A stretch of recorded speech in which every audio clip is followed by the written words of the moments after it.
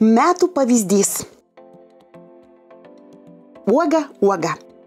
Uoga tai kosmetika, kuri mus ne tik gražina, bet ir keičia mūsų mąstymą. Mūsų apskritai vertybė yra pagrindinė, kad būti ne tik natūralią kosmetiką, bet ir viską daryti tvariai, nes mes esame ir sertifikuota kosmetika ir mes ne tik žiūrim, ką įdedam į savo gaminius, kas aišku yra labai svarbu, bet ir kaip mes tą darom. Mes nenaudojam chemikalų valymui, kažkokių agresyvių, ne tik pačiam produktui, bet ir aplinką, ne, savo veikloj. Ir be abejo mes žiūrim, kokį pasiekmę mūsų visą veiklą turi ir aplinkai. Didelis dėmesys skiriamas produkcijos pakuotėms. Mes naudojam popierių jau perdirbtą daugeliu atveju, arba jeigu negalima tokio rasti, pavyzdžiui, mūsų pakuotėm lūpų balzamuko arba dezodorantų, tai tuomet mes naudojam popierių iš auginamų miškų. Tai yra viena tokia iniciatyva. Kita, mes naudojam visiems mūsų plastikiniams buteliukams RPET, tai yra pernaudota, jau panaudota plastika. Tai vėlgi mes tada jau žinom, kad mes jau iš atliekų sukūrėm naują produktą, o nenaudojam visą laiką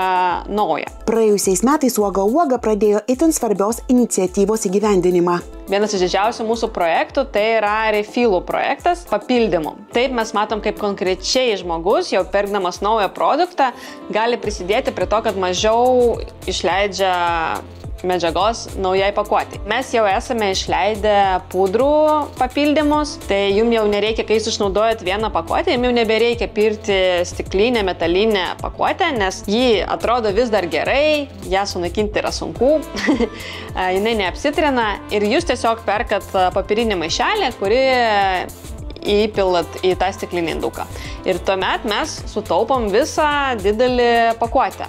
Jūs pernaudojat tą, ką jau naudojat prieš tai. Norėdama žinoti, ar teisingų kelių kasmet einama, Uoga daro ką? Kasmet mes darom aplinkos saugos auditą, kuomet mes su pagalba kolegų iš Planet Positive vertinam, kaip mūsų veikla iš vis įtakoja aplinką.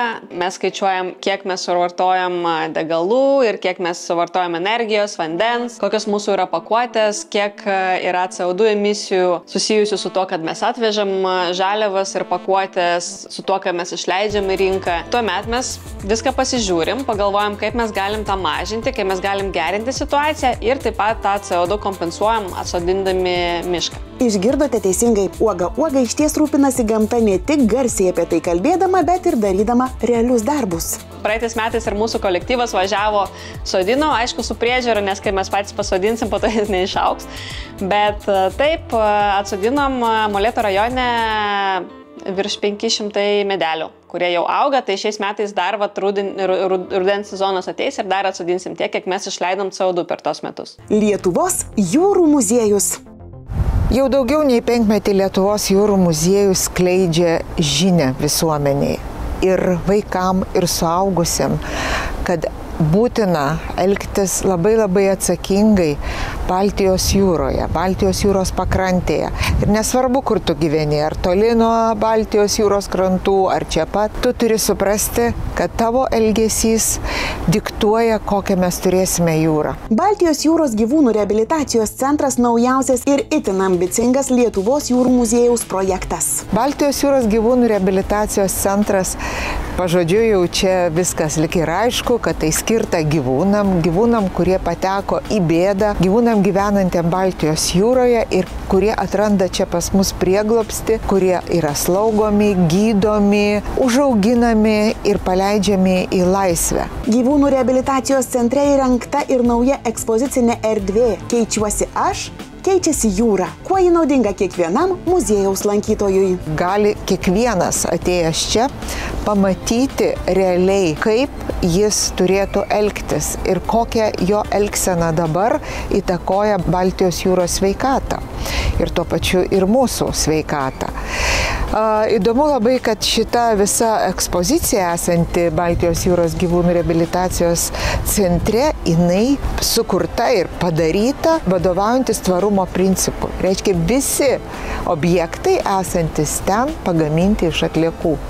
Stalviršiai stalų iš jogurto indelių perdirbtų, iš šiukšlių maišų perdirbtų, kėdės antrinio panaudojimo. Žodžiu, jau savo elgseną mes rodome, kaip turėtumėm kiekvienas gyventi ir naudotis tuo, kas jau mum yra duota.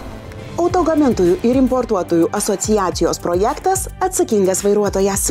Pristatant šį projektą pirmiausia reikėtų pradėti nuo to. Ar žinote, kad transporto priemonės yra vienas pagrindinių oro taršos šaltinių? Vien ES transporto sektorius suvartoja net trečdalį visos galutinės energijos. Automobilistams tenka daugiau kaip 70% to kiekio. Tad ką daryti? Tapti atsakingais vairuotojais, o tokių išties bus. Projekto Atsakingas vairuotojas metu paskaitas visoje Lietuvoje išklausė daugiau nei 500 būsimų vairuotojų. Būti atsakingam kelyje – tai ne tik laikytis kelių eismo taisyklių, bet ir rūpintis aplinka. Autogamintojų ir importuotojų asociacijos vykdomo projekto Atsakingas vairuotojas tikslas yra supažindinti eismo dalyvius su pasekmėmis, kurios lieka mūsų vairuojamų automobilių, netvarkingai tvarkomų automobilinių atliekų arba tiesiog jų netvarkomų. Todėl galvojame, kad kiekvienas iš mūsų privalo rūpintis švaresnio pasaulio ateitimi. Prie projekto prisijungė 10 vairavimo mokyklų iš įvairių Lietuvos miestų, o pati pirmoji vairavimo mokykla Dorkanas. Aplinkosaugai vis labiau skverbiantis į visas gyvenimo sritis, mes kaip mokymo įstaiga norime prisidėti prie atsakingų būsimų vairuotojų ugdymo. Džiaugiamės galėdami bendradarbiauti su autogamintojų ir importuotojų asociacija ir skleisti žinias apie tvarę asmeninių automobilių priežiūrą bei jau nebenaudojamų transporto priemonių bei jų detalių utilizavimą. Siekiame išugdyti atsakingus vairuotojus, kurie dalyvautų eisme ne tik saugiai, bet ir prisidėtų prie švaresnės gamtos išsaugojimo.